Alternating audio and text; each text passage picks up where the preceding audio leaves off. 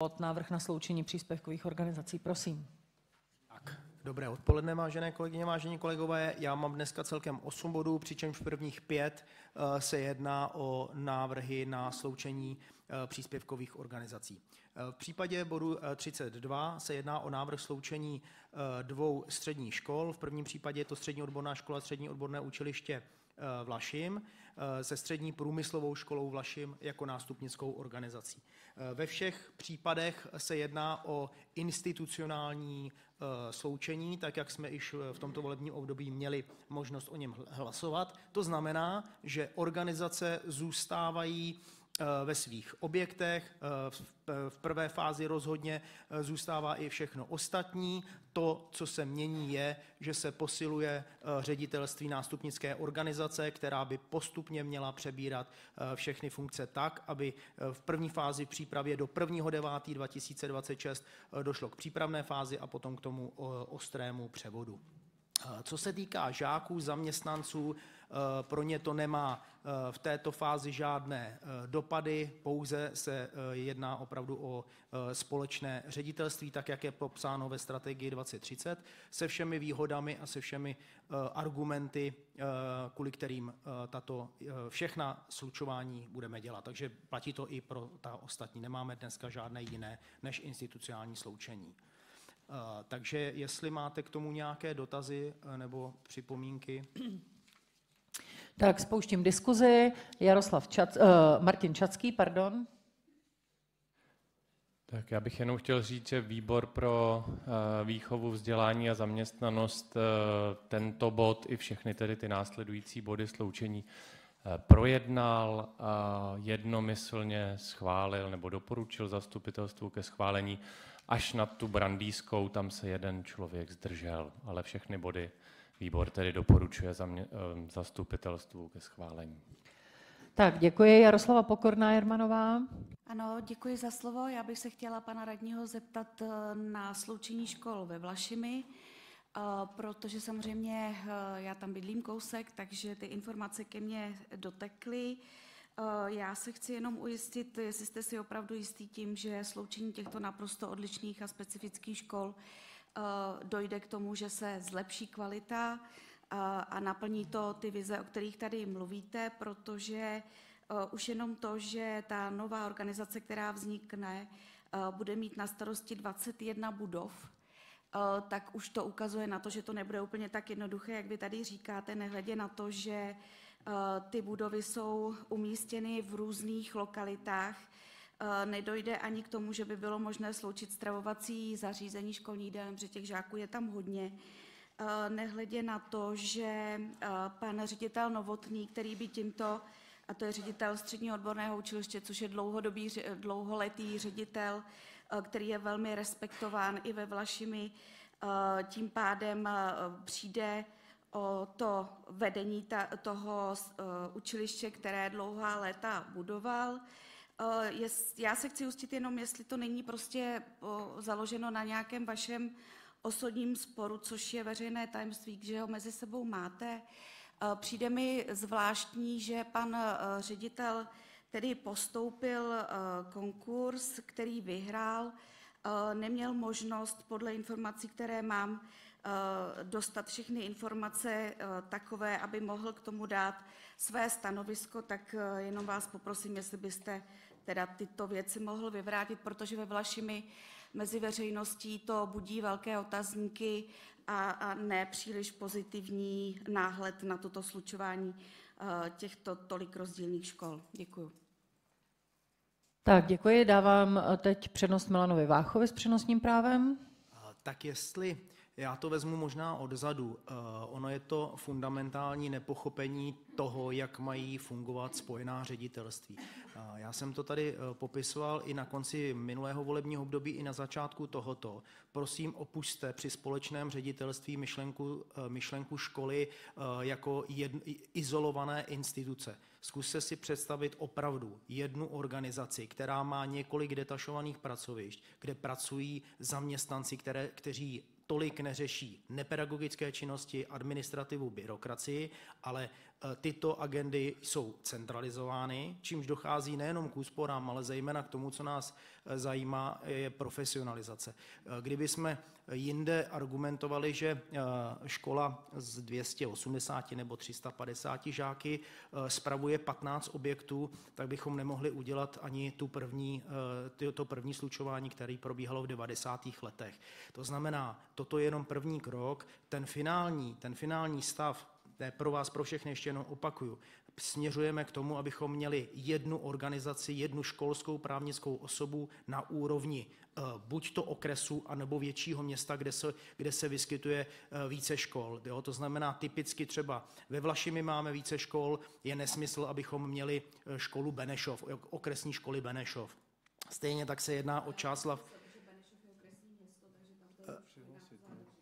Já to jenom teda doupřesním, pokud to nebylo patrné.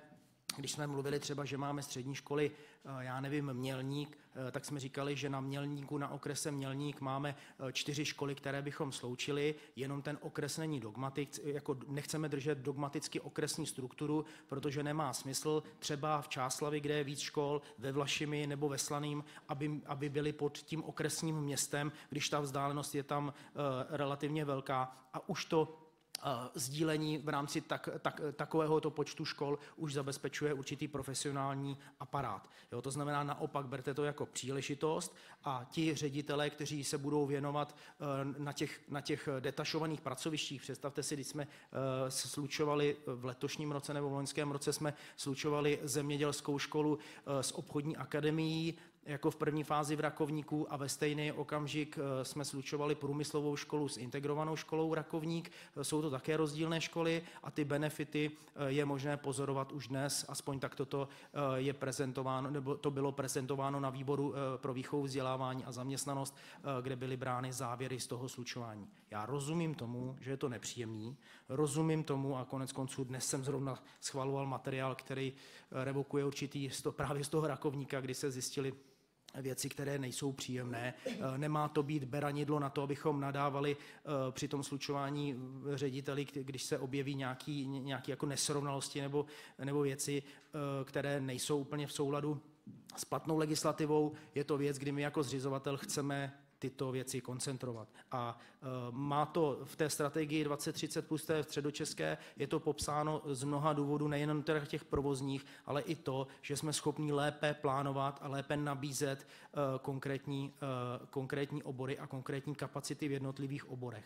Pan Štefek tady s panem Havelkou zmiňovali demografii, no tak já vám řeknu, že to, co prožíval Středočeský kraj a kolik musel z rozpočtu kraje dofinancovávat mezi lety 2011-12 až tuším do roku 2017, což byla ta porodnost, která nejnižší byla v tom roce 1999, kdy bylo narozeno 89 000 dětí, tak přesně toto, takto nám ťukají hodiny a my za 12 let jako Středočeský kraj budeme mít stejný problém, protože půjdou ročníky 2022 a konec konců 2024 už dneska víme, že je rekordně nejvyšší v historii od odměření někdy z druhé poloviny 18. století. Takže pokud nechceme platit toto, tak pojďme dělat tyto změny už nyní.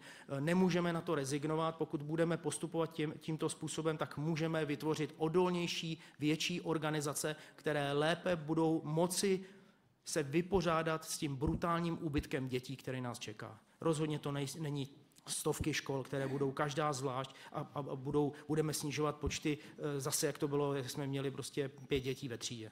Opravdu nic jiného nám nezbyde a pokud chceme dát šanci tomu školství, aby bylo ufinancovatelné a mimochodem budoucí vláda jako vážně skloňuje normativní financování školství.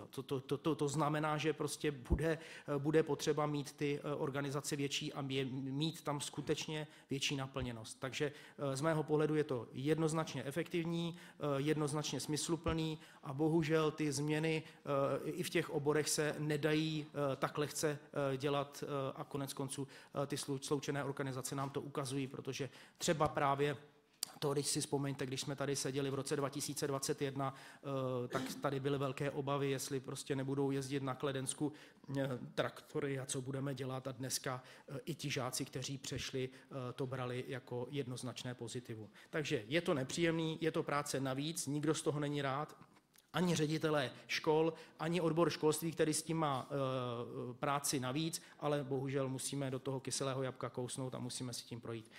To se nedá nic dělat. Tak děkuji. Tomáš Helebrant.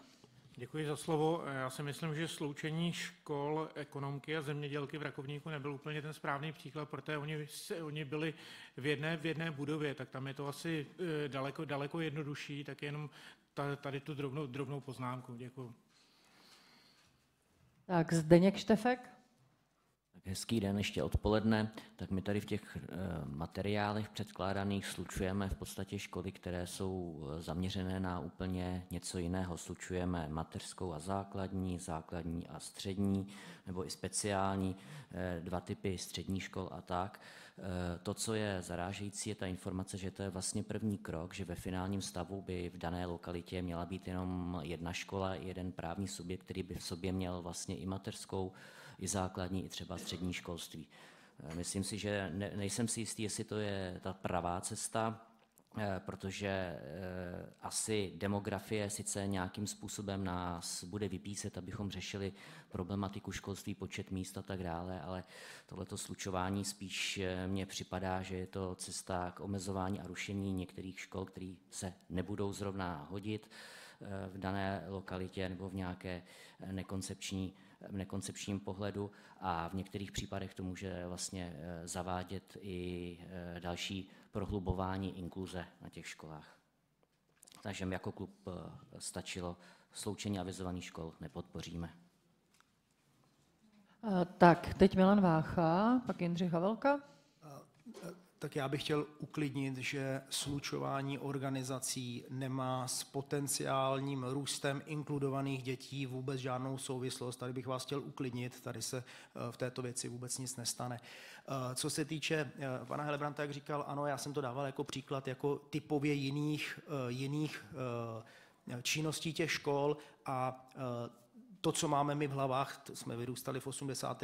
90. letech plus minus, takže že ředitel obchodní akademie vlastně jako nerozumí třeba zemědělskému provozu. Jo? To znamená, že tam stejně musíme mít jako člověka, který dělá tu zemědělku. Takhle jsem to myslel, to nebylo myšlení. A ještě k vám, pane předsedo, my tam máme mateřské a základní školy se středními. To jsou všechno případy, kdy se jedná o žáky se speciálními vzdělávacími potřebami. Stáli jsme před jako dilematem, jestli jít na úrovni držet slučování linie škol po typu versus škol regionálních. A abych byl konkrétní, jestli máme sloučit třeba tak, jako je hnedka ten následující bod, jestli se nepletu, organizaci, která má 21 dětí s organizací, která má 40 dětí, a mají prostě jako 60 dětí, takže to nebude žádná velká organizace, to znamená 2 speciální školy, anebo jestli speciální školu přiřadit k jiné větší, robustnější právnické organizaci. Shodli jsme se na odboru na tom, že nejsme schopní říct, jestli A nebo B je správně. Řešíme to opravdu podle konkrétních příkladů, protože já tady dneska mám 5 slučovaných dvojic, ale původní návrh, tak jak měl jít do výboru, bylo 6 dvojic. A ta 6. dvojice se neuskutečnila, protože se jednalo o 2 speciální školy, malé školičky, kdy paní ředitelka nástupnické organizace, protože oni to typově nejsou manažeři jako v tom pravém slova smyslu s tím, co je na ně nakládáno z pohledu legislativy a právní subjektivity, která byla po zavedení povinnosti právní subjektivity, tak paní ředitelka řekla, že si sama netroufá na to, že by vzala organizaci, která je vokus někde jinde s dalšími cizími zaměstnanci, a že to radši dá výpověď. To znamená, že jsme řekli, aha, dobrý, tak tudy cesta nevede, v tomto regionu se budeme snažit s okolními řediteli najít jiné řešení, buď to bude víc speciálních škol, ale klidně by to mohlo být i to, co je třeba navrhováno v Čáslavi nebo v Brandýse nad Labem, že ta organizace velká poskytne ten svůj aparát, poskytne ten support, a v té škole menší už se bude hledět zejména nebo primárně na tu pedagogiku. Takže neviďte mezi tím nějakou hrůzu. Já si myslím, že těm účetním nebo těm, co dělají výkazy P104 a všechny tyhle ty věci, které se dělají pravidelně, takže jim i pro ně je strašně důležitý, jestli se jedná o organizaci A nebo B. Fakticky bych od vás očekával opačný názor, protože my tak trochu se snažíme pomoct s tou formou, že děláme něco jako středisko služeb kolám nebo to, co dříve dělali okresní školské úřady a to, co když se zavedla povinná právní subjektivita, tak totálně vypadlo. A ta neprofesionalita a to, že jsou ty ředitelé vyhořelí, jsou hotoví, tak to je vlastně důsledek tohoto. Takže my v podstatě se trošku začínáme vracet zpátky, aby jsme mohli tuhletu věc trošku narovnat a vrátit tu pedagogiku tam, kde má být. Tak děkuji. Jindřich Havelka. Děkuji za slovo. Já samozřejmě chápu, že ten obor, který má 5 žáků, když nemám prostě žáky, tak ho nemůžu udržet. To samozřejmě chápu. Pokud nemám opakovatelnost, tak to nemá tu úroveň. Jistě, bez debat. Ale ono to má ještě malinko jinou konotaci. V okamžiku, kdy budu nucen tyto školy nějak centralizovat, a teď se nebudeme bavit o tom, jestli je to správná cesta nebo ne, tak co bude s těma budovama? Aby jsme se nedostali do těch dob, kdy vlastně tady bylo ČSSD a prodávali zbytný majetek kraje a až ty budovy budeme potřebovat, tak kde budou? Nebudou pozemky, nebudou budovy a budou jenom před náma úkoly, kde vezmeme na to peníze. Na ty pobytové zařízení a na ty věci, které nás čekají. To je jenom jako otázka na zamyšlení. To nemyslím na vás konkrétně, že s tím nějak kalkulujete. Děkuju. Tak děkuji. Milan Vácha. Já jestli můžu, a zase vrátím se k panu Štefkovi a demografii, ke který se budeme vracet. Přesně z tohoto důvodu my víme, co nás čeká kolem roku 2040, nebo za těch 12-15 let, ale stejně tak my tyhle ty změny děláme právě na základě té demografie 2050, kdy my mezi lety 2040 a 50 budeme muset podržet nějakou infrastrukturu, než nám to zase začne trochu růst k tomu roku 2050. Takže tamto řešení musí být natolik chytré, tak aby nám ty budovy dostačovaly. Nebude to na to, co vy jste říkali, jste Husákovo dítě, no tak já taky, takže nás se narodilo, nebo 72, 3, těch se narodilo 189 000, tak to už nikdo převádět nebude. Dneska mluvíme o roce 2024, kde těch dětí je 84 000, tak přiměřeně tomuto budeme dělat tu infrastrukturu s tím, že předpokládáme, že by se nám to mohlo vrátit třeba k těm 2007, 2008, když bude dobře, které byly na úrovni 118 000 narozených dětí. Takže děláme to přesně s touhletou vizí a snažíme se i vymýšlet tak, abychom ty organizace spíš stáhli do jednoho areálu a byli kompaktní, protože potom je to i organizačně jednodušší. A teď vzpomeňte, za našich mladých let prostě se otevřelo A, B, C, D a třeba pár let potom se otevřelo třeba jenom Ačko, Bčko. Ale když to máte v jedné škole, jak je to úplně něco jiného, než když máte hodně rozsetých škol, kdy každý bojuje o život. Jo, takže ano, i toto je jeden z důvodů, který by měl pomoct. Tak paní Pokorná Jermanová. Děkuji za slovo, paní hejtmanko. Pane radní, mě jste teda úplně nepřesvědčil, protože pořád je tady, vznikne nový subjekt, o kterém vy mluvíte, a bude mít 21 budov, které jsou rozmístěny v různých lokalitách na Vlašimsku. A co se týče demografického vývoje, tak je potřeba se také podívat na tu lokalitu. Benešovsko a Vlašimsko je oblast, která patří do toho širšího okruhu Prahy, kde se staví, kde roste počet obyvatel, takže tady ten demografický důvod také úplně nehraje roli, ale já tam pořád vidím nějaký problém v komunikaci. Tady jste nám to krásně vysvětlil, možná, že kdybyste to takhle lépe vysvětloval ve Vlašimi, tak tady teď nejsme.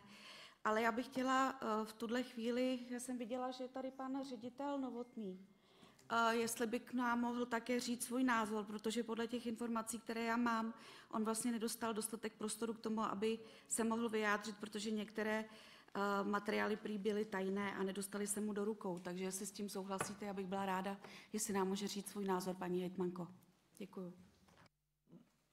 No, asi v tom nemám problém, akorát nemám přihlášeného pana ředitele do diskuze. Nedostala jsem k tomu žádný podnět. Měla jsem naposledy přihlášeného pana Klána, takže jenom bych potřebovala přihlášení a určitě prosím, jestli by tam zpracoval organizační a hned, jak budeme diskutovat se zastupiteli, dám určitě panu řediteli prostor. Tak, Milan Vácha a Libor Lesák se hlásí, prosím. Tak já jenom krátce, já jsem určitě pro, aby pan ředitel vystoupil. Konec konců přílohou máte jeho argumenty ke sloučení. Jsou tam stanoviska obou ředitelů, to znamená ředitel nástupnické organizace a ředitel slučované organizace.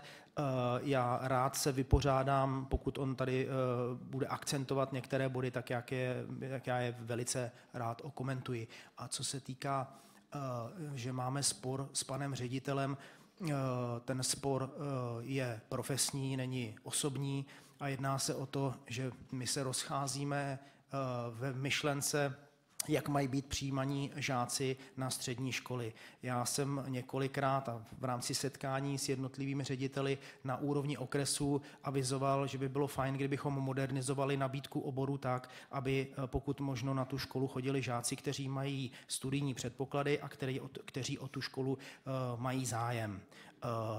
Pan ředitel je spíš zastáncem toho tradičního, že když se zavřou některé jiné obory, tak mu to ty žáky v jeho škole naplní a já si nemyslím, že by to bylo z dlouhodobého pohledu dobré. Bohužel se nám nedaří ty obory na Vlašimském zámku upgradeovat tak, aby nebyl koeficient zájmu 0,6, což je 19. nejhorší v kraji. Tak to je vlastně, ale není to nic jako osobního, to se jenom nepotkáváme na tom, jaké obory bychom měli nabízet. Protože já potom jsem ten, komu nadávají, proč máme tyto obory, na které se hlásí žáci, kteří ze 70% tam studovat nechtějí, ale už nechám mluvit pana ředitele, už jsem dlouhý. Tak děkuji, ještě mám další přihlášené do diskuze, takže teď podle pořadí Libor Lesák. Ještě jednou děkuji za slovo. Já bych se k tomu rád vyjádřil jenom z pohledu toho majetku. A ten bod tady potom bude i v majetkových bodech. To slučování, co se týká hospodaření s majetkem, je podle mě absolutně nevyhnutelný, protože pasportizace majetku nám jasně ukázala, jak špatně využíváme objekty, které spravuje 250 správců majetku. Máme 250 příspěvkových organizací, každá má svěřený k hospodaření nějaký majetek a pasportizace jasně ukázala, kolik toho majetku je špatně využitýho, špatně pronajatýho, různě schovávanýho právě na doby až někdy, až z toho byly demolice nakonec. Takže tady pokud nedojde k tomu slučování a hospodaření s tím majetkem jako správný hospodář, tak to takhle právě dopadne to, že o ten majetek přijdeme. A proto i v tom bodu, který bude následovat a pan radní Peka ho bude vysvětlovat, tak to hospodaření v rámci facility managementu, v rámci řízení energií, v rámci údržby celkového majetku bude nevyhnutelný, aby jsme se o to starali dohromady a aby jsme i tyhle ty věci, které dneska spoustu těch ředitelů, s kterými si mluvil, zatěžují a nemůžou se věnovat té pedagogice v dostatečné míře, tak abychom jim v tom ulehčili, abychom dobře věděli, co s tím majetkem dělat. Protože tady to bylo řečeno, já to vidím u nás, my máme dneska 750 osob v Kralupech nad Vltavou, máme 19 000 obyvatel, máme 750 osob, kterých je nad 80 let, v roce 2040 jich podle prognóz budeme mít 2200, takže co s tím majetkem, který nám zbyde po případě ve školství, tak jedno z řešení je třeba právě proto rekonstruovat ho na sociální zařízení nebo na zařízení pro seniory a podobně. Ale to se musí řídit centrálně, to nemůže řídit 250 ředitelů, to nemůže pak dopadnout dobře. Tak děkuji, teď Petr Halada. Děkuji za slovo, paní hejtmanko, dobré odpoledne.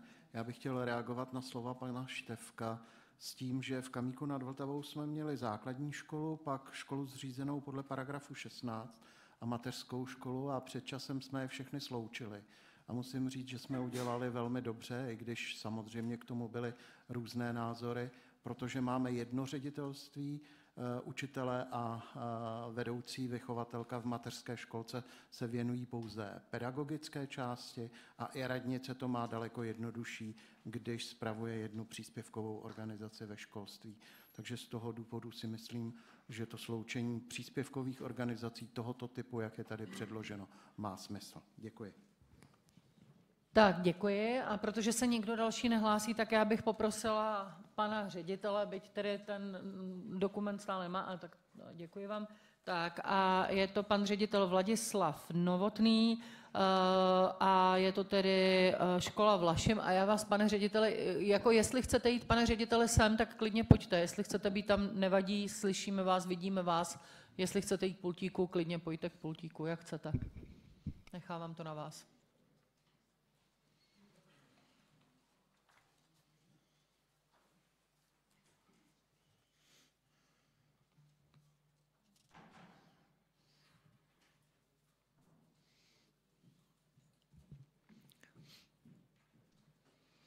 Dobrý den, pane řediteli, tady poprosím na mikrofon a já vám ho pouštím, ano, prosím.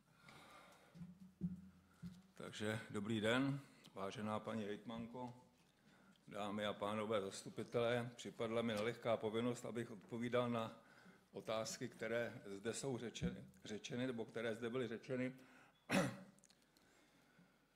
Já tady mám před sebou materiál, což je moje stanovisko, které vlastně jsem zpracoval na základě požadavku odboru školství Středočeského kraje.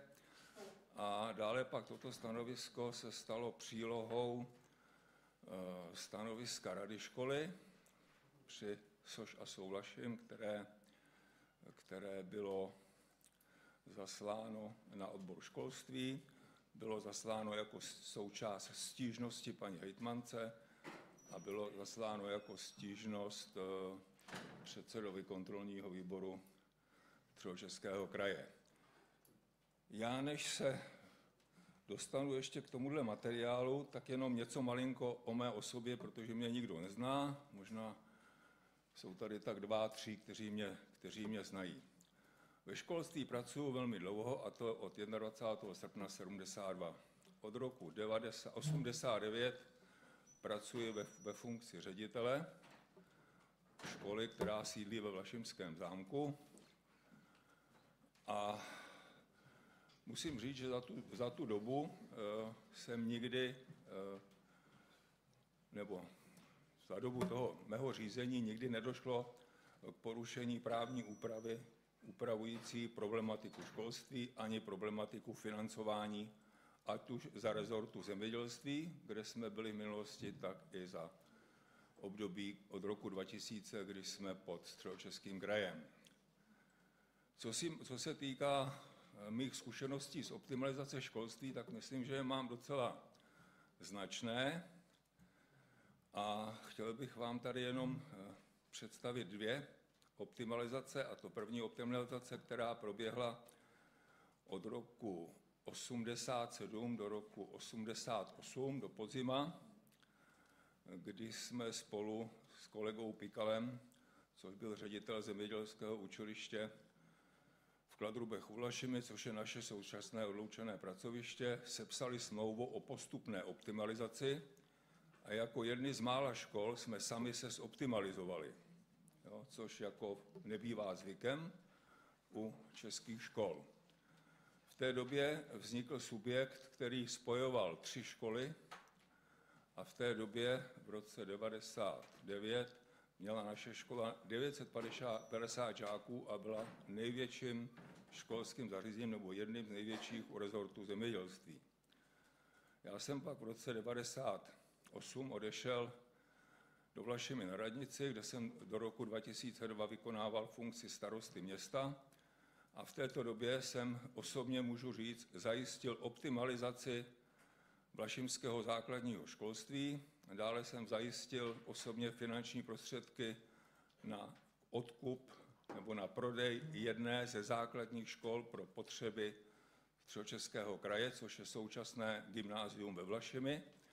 A dále jsem osobně přesvědčil zastupitele, aby se zlepšila finanční situace dalších vlašimských středních škol, a to střední průmyslové škole, které byla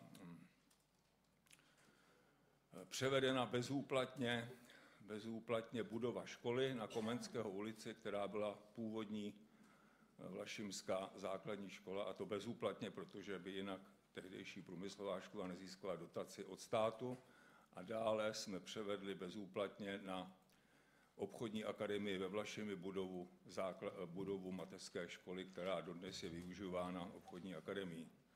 To jenom teda pro ty mé zkušenosti, co se týká optimalizace, které si myslím, že jsou dosti rozsáhlé. Co se týká vlastně tohoto problému, který zde nastal, tak jenom bych si dovolil ocitovat pár odstavců, které zde mám před sebou.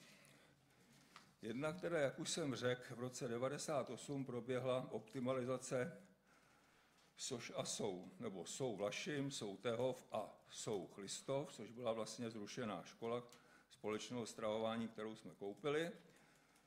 A dále pak střední průmyslová škola je také zoptimalizovaná, a to v roce 2004, kdy byly spojeny dva subjekty, a to střední průmyslová škola Vlašim a strojírenské učiliště ve Vlašimi. Důvodem těchto optimalizací byly ty nejprozaičtější důvody, které by měly vždy být a které by se měly týkat optimalizace, a to je nedostatek žáků u té průmyslové školy a v našem případě vlastně postavení škol a majetkoprávní situace, která tím se vyřešila, a vlastně i zvýšení kapacity a vlastně zlepšení toho subjektu, který potom nastal.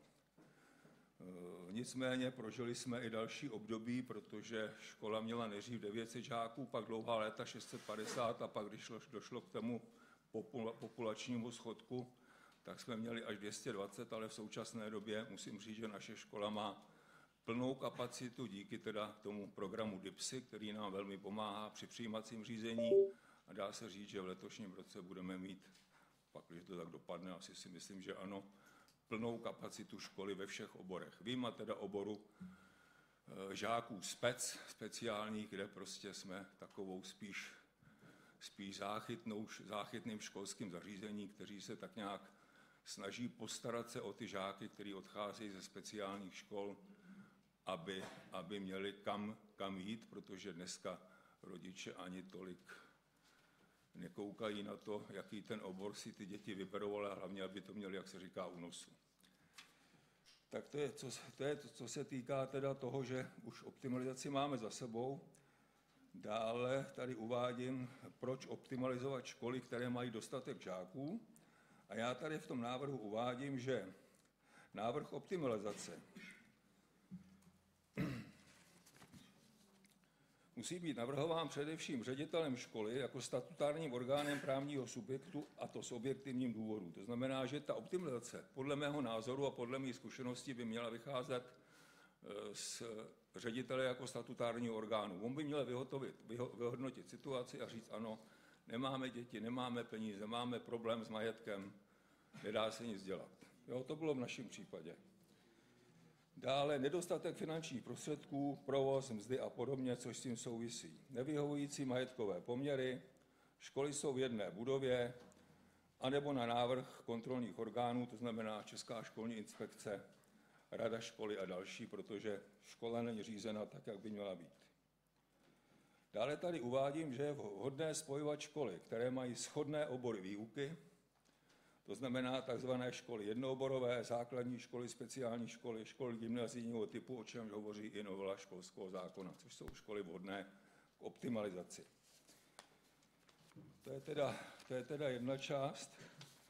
A druhá část, která se týká toho vlastního průběhu toho slučování, já tady uvádím k požadavku odboru školství, a to si tady ocituju, že na základě jednání ze dne 22.10.2005 ve věci sloučení jmenovaných škol vydávám toto stanovisko k uvedenému záměru, které však je ovlivněno jednak nedostatečným časovým prostorem pro zpracování objektivního posouzení záměru. Podkladové materiály, to záměr stanovisko optimalizační skupiny, nebylo řediteli jako právnímu subjektu předloženo včas. Uvedený materiál byl zpracován již v minulém školním roce a vše probíhalo v tzv. Utajovaném režimu, neboť na moji žádost o nahlédnutí mi toto bylo zamítnuto. Takže jsem neznal vůbec materiál, který byl zpracován pro jednání orgánů kraje, to znamená pro školský výbor a podobně. Dále po seznámení se s podkladovým materiálem v minulých dnech záměr sloučení, nebudu tady komentovat, Soša Sou Vlašim a SPŠ Vlašim, Konstatuji, že uvedený materiál vychází pouze ze statistického zjišťování a nepostihuje celou řadu dalších důležitých skutečností pro objektivní posouzení činnosti obou škol. Stanovisko optimalizační skupiny není možno hodnotit jako objektivní, neboť většinou jmenovaných osob neznám. A pokud ano, tak to jsou osoby, které naši školu navštívily pouze jedenkrát, s výjimkou nejmenované jedné pracovnice, jejíž komentář považuji za konstruktivní. Dále pak negativa navrhovaného záměru. Jednak je to porušení zásad strategie rozvoje škol do roku 2030 Jihočeského kraje, viz strana 15, kde se hovoří o co nejširší účasti odborníků a zástupců škol na přípravě navrhované optimalizace, jen tak je možné dosáhnout alespoň u části škol a jejich řídících pracovníků aktivního pozitivního přístupu k realizaci záměru. Uvedení odborníci, na to odpovídám, navrhované materiálu neznají školy navržené k optimalizaci a jejich návrh je pouze subjektivní názor. Dále pak školy tak nebudou mít dostatečný časový prostor k navrženému se vyjádřit, zvláště když se jedná o školy s tak rozsáhlou činností, což samo o sobě bylo dáno tím, že když jsme byli pozváni na jednání odboru školství, vlastně za dveřmi bylo jednání školského výboru a jednání rady a zastupitelstvo bylo zanedlouho. Že? Takže to je zhruba z mé strany k tomu uvedenému. Materiál mají ty jmenovaný, takže pokud byste chtěli, tak si ho můžete samozřejmě od nich vyžádat. A dále na závěr, to bylo mé konstatování, závěrem konstatuju, že mám závažné pochybnosti o správnosti popsaného záměru, neboť se domnívám, že spojení škol je důsledkem snahy některých osob ne jako ředitele školy diskriminovat, neboť proč jsem byl dotazován před vyhlášením konkurzního řízení na místo ředitele SOŠASou, zda se přihlásím do konkurzu, a poté, když jsem byl doporučen jednomyslně konkurzní komisí jako jediný kandidát, jako vhodný kandidát na místo ředitele školy, mi bylo vydáno protizákonné jmenování. Proč mi nikdo z pracovníků zřizovatele neodpověděl na moji žádost z 11.11.24 o vydání nápravného jmenovacího dekretu, a to ani do 30 či 90 dnů, a nápravný jmenovací dekret mi byl vydán až 26.5.25. Dále, proč zřizovatel nenavrhl optimalizaci jmenovaných škol v době před koncem mého funkčního období. Tím by se toto všechno mohlo ušetřit a vyřešit, protože by to bylo zcela legislativní a v souladu s platnou právní úpravou, neboť bych byl odvolán z funkce v souvislosti se spojením škol. Toť vše z mé strany. Tak, děkuji vám. Jestli na to chce pan radní Vácha reagovat, tak určitě. Jo, můžete určitě. Děkuji vám, pane ředitel. Tak, děkuji. Já to vezmu postupně. Slučování škol, institucionální slučování škol a usilování o to, abychom měli větší, stabilnější, profesionálnější týmy, který mají drive, sílu a jsou schopni se vypořádat i s rostoucí bohužel byrokracií a měřením některých výstupů, nemá, já to opakuju u každého slučování, spojitost s kvalitou. Tu si odehráváme někde jinde. Tady nehodnotíme, jestli někdo odvádí dobrou práci, nebo jestli má nedostatek žáků. To není kritériem při hodnocení těch škol. Snažíme se vytipovávat napříč krajem školy, které by k sobě stejně tak jako tak v budoucnu měly přijít, a spíš se snažíme najít jako tam, kde to smysl dává víc. To znamená dostatek žáků, tak jak říkal pan ředitel, 900 dneska, když odečteme nástavbu, tak ta škola má 280 žáků. Já bych jenom opět připomněl, už jsem tady odkazoval 3krát celkem na studii efektivity ve školství z Vysoké školy ekonomické, kterou udělal profesor Fischer a Mazuch. Takže to je první věc. Dalším bodem bylo návrh ředitele, že návrh ředitelů.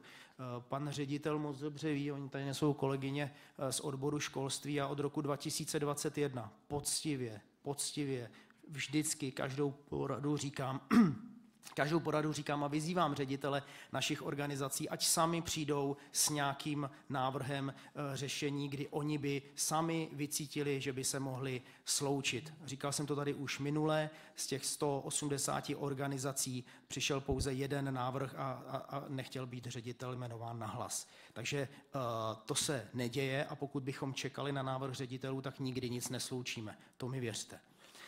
Potom novela zákona neříká, jak vhodné školy mají být slučovány.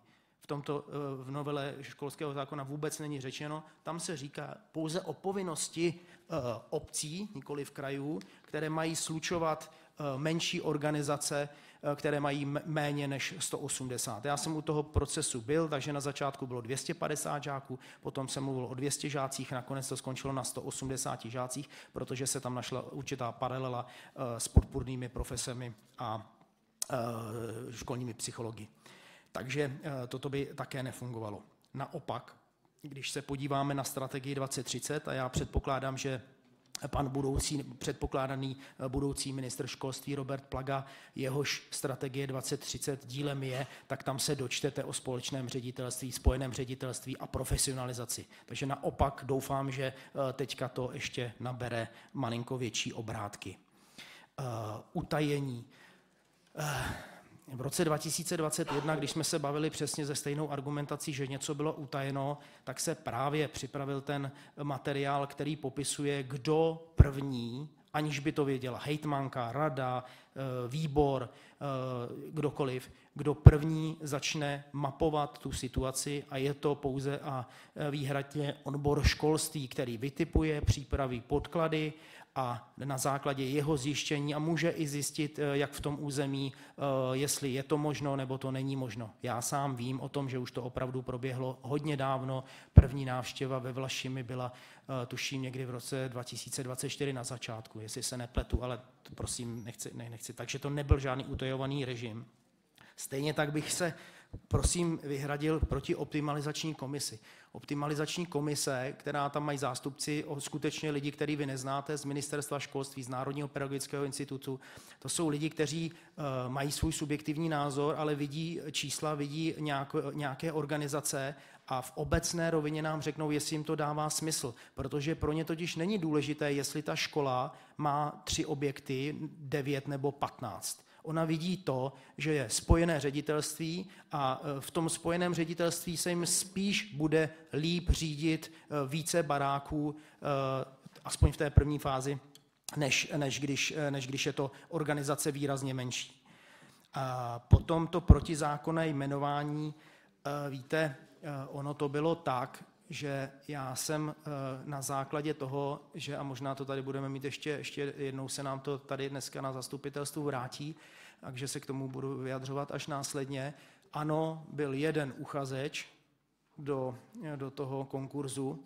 Nebyl to jediný případ, kdy se nám ozval jeden uchazeč a já popravdě řečeno nám se stává, neříkám, že je to zrovna tento konkrétní případ, prosím vás, teďka mluvím obecně, stává se nám, že když je ředitel po 6 letech obhajuje svůj mandát, tak se nám někdy ze škol ozvou pedagogové, případní uchazeči, kteří si netroufnou, protože pan ředitel tam nevytváří příliš podnětné podmínky pro to, aby se třeba, když tak, zúčastnil někdo jiný. Takže nebyl to ojedinělý případ, kdy jsme nejmenovali jednoho, protože potom se nám třeba někdy stane, že když je druhý konkurs, když nejmenujeme toho ředitele, tak si někdo třeba řekne, že to myslíme vážně a že třeba opravdu hledáme nějakého uchazeče. A tím nikomu z těch ředitelů stávajících, zejména když stráví jako pan ředitel prostě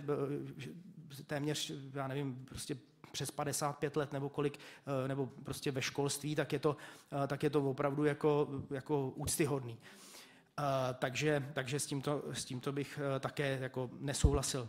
Takže optimalizace, vy jste měl otazníky nad samotnou optimalizací. Já říkám, že těm připomínkám rozumím, lidsky je chápu, vím, co to znamená, protože ten proces toho samotného slučování je komplikovaný, je to práce navíc.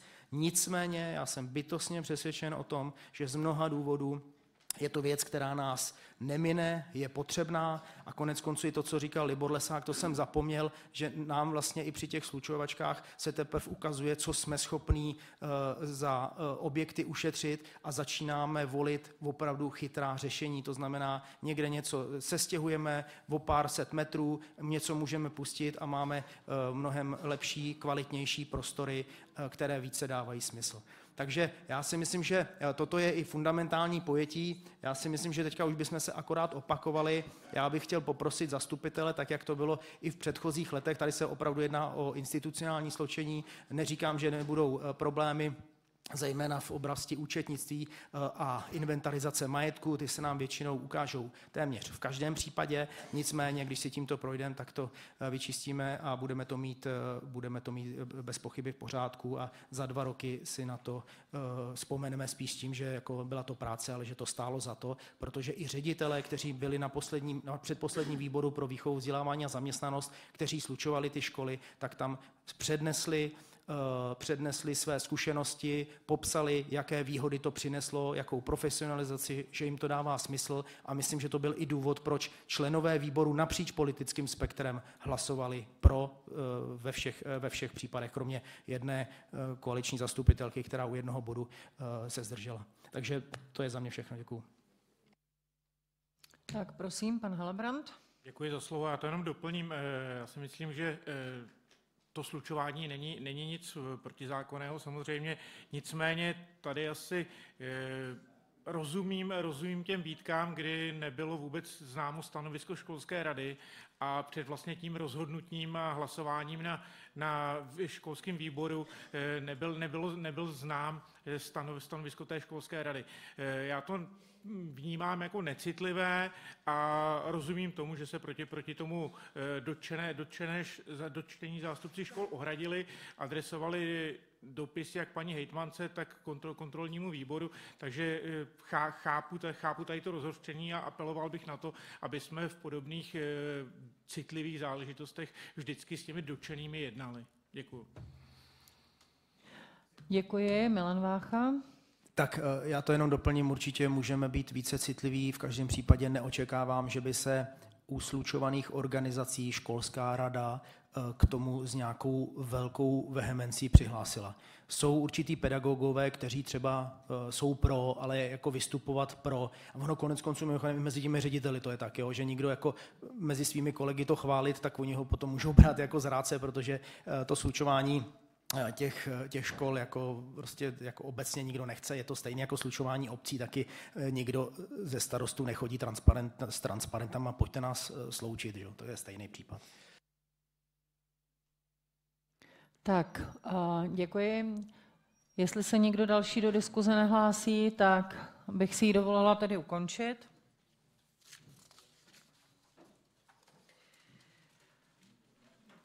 Tak a dovolila bych si dát hlasovat o tom návrhu na sloučení příspěvkových organizací, tak jak byl ten materiál tedy navržen. A prosím, tedy spouštím hlasování. Kdo je pro, kdo je proti, kdo se zdržel?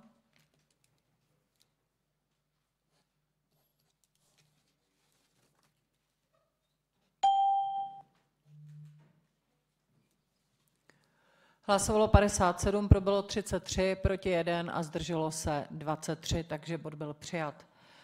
Dalším bodem je návrh na sloučení příspěvkových organizací zřizovaných Středočeským krajem Mateřská škola Slaný a Základní škola Praktická škola Slaný. Prosím.